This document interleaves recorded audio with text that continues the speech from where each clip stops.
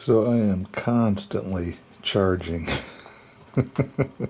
batteries. So I finally just broke down and got one of these 10 battery holding AA chargers. You can charge AAA in there too. I'm getting ready to hit the road. Yay! Seems like it's been a while. But I kind of wanted to do an update on my gear. I've made a couple of changes to it, and I've had a few people ask about it. So I thought I'd just go over everything that I actually take along for the ride, and why my pack's so damn heavy. Anyway, I'm just going to start with the most basic of stuff, and that's the clothes. I don't take a whole lot, but a couple pairs of underwear.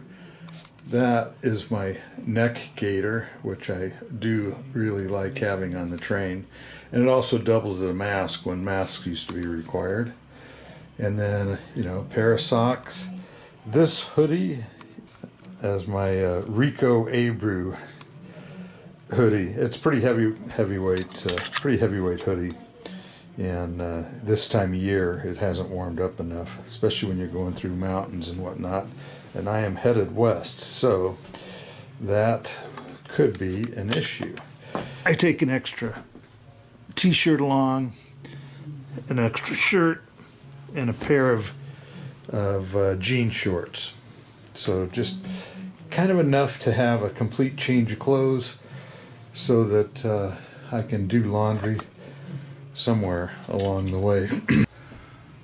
So this is a long sleeve t-shirt, and it's a very lightweight special type of material that's designed to protect you in the heat. It wicks away moisture and cools you, and I am old enough that I have to worry a lot more about heat than about the cold. Cold, you can just keep adding layers unless you got soaking wet somehow. Heat's much more of a factor. So that's my clothing.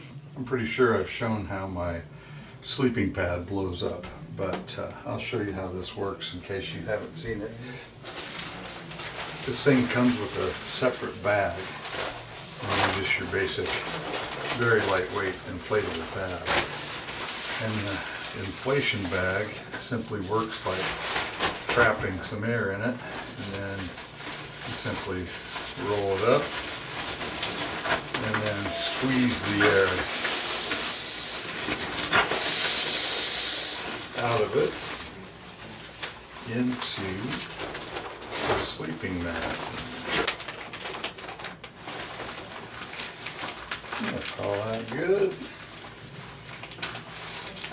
Now I've added something else. I have a bivvy, but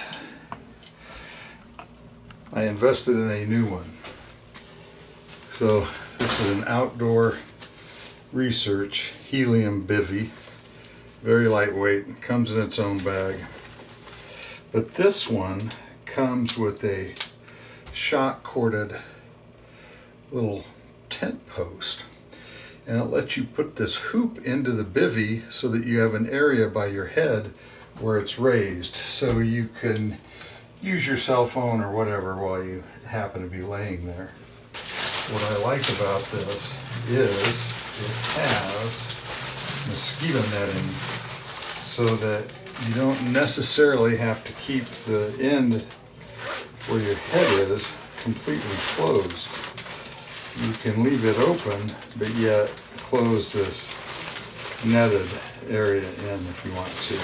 So you pull the Velcro back on this little flap, and then shove this pull in under the Velcro, and just push it all the way through till it gets to the other side.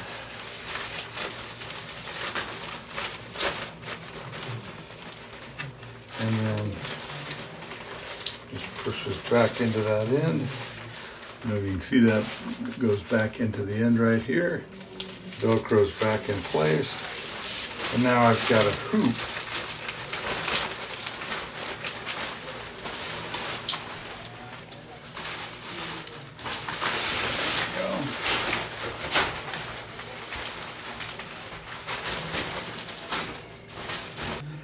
So now my pad is nice and snug inside there, and of course if I were going to get in, I would be unrolling my sleeping bag and shoving it in there as well. But you'll notice this hooped in down here where that's kind of stands up, so that I've got a raised area above my head, which is really cool. So there we go, my little blow-up pillow, which does get used, and I don't know if the dirt shows up or not in here.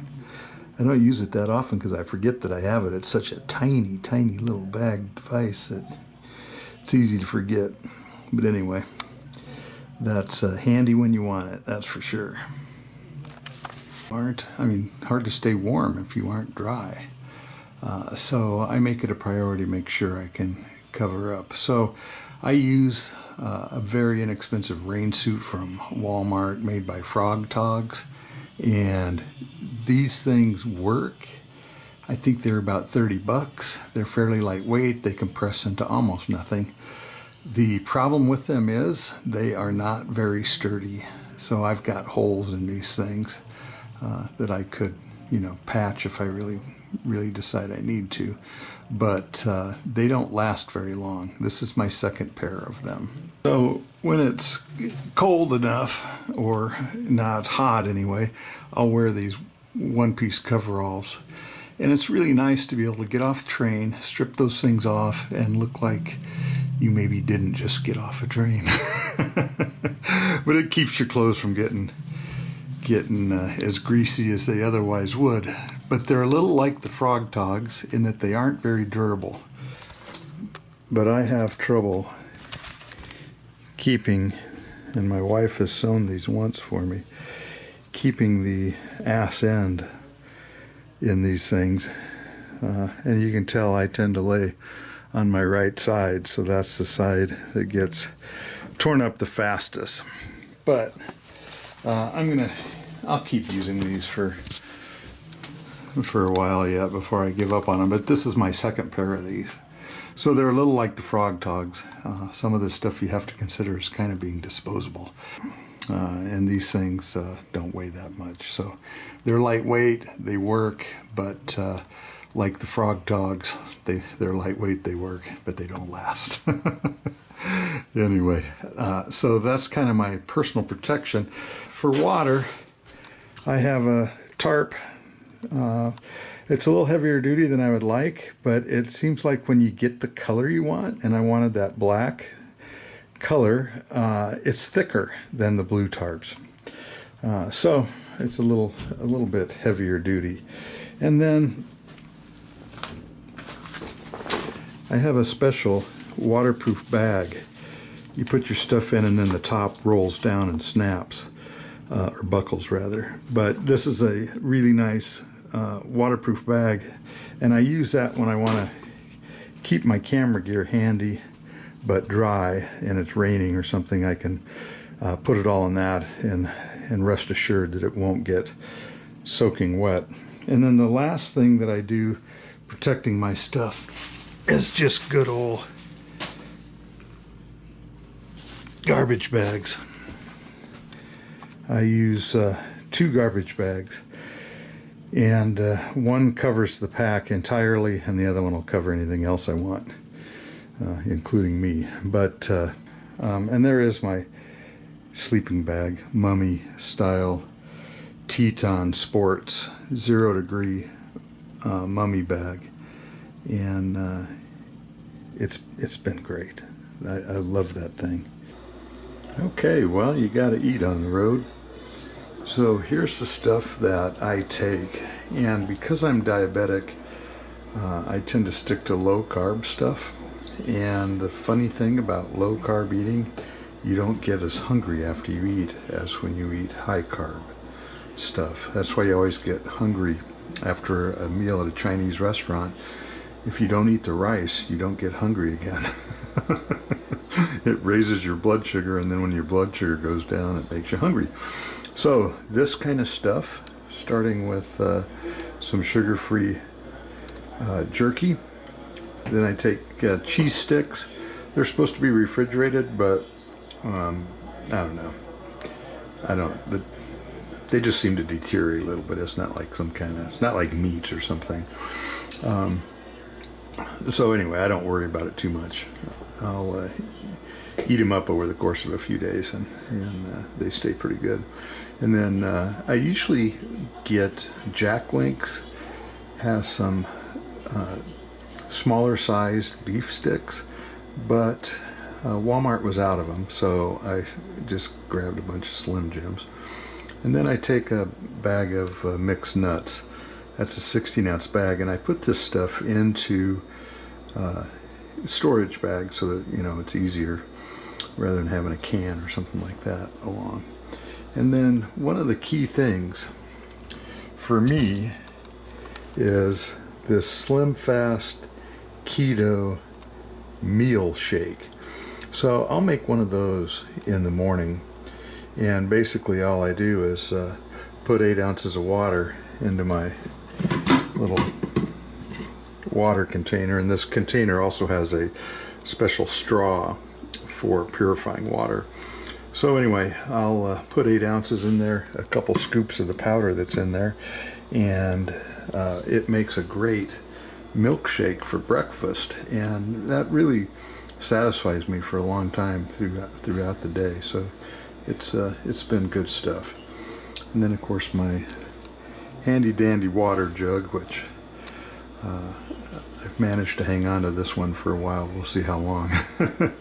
I also keep a spare bottle of water in my pack for emergency purposes when necessary. It takes up quite a bit of space, and it's not very efficient, having that much space taken up by nothing almost. So I generally try and fill it with something so that I'm not putting all that space to waste. No, that might be asking for too much. Oh, hey, it went. So there it is. My official meat and cheese stick holder. Anything for a little extra space. I kind of like this lighting out here. So one of the newest pieces of gear that I got is a little travel fly rod, and I've wished I've had a fly rod with me a couple times in my travels. So this time I'm going to give in and get one. So this is probably my downfall. I'm a sucker for gadgetry, and especially stuff to capture video with on the train. So not only do I have the camera I'm filming this in along, I take a GoPro with extra batteries. Those are the batteries.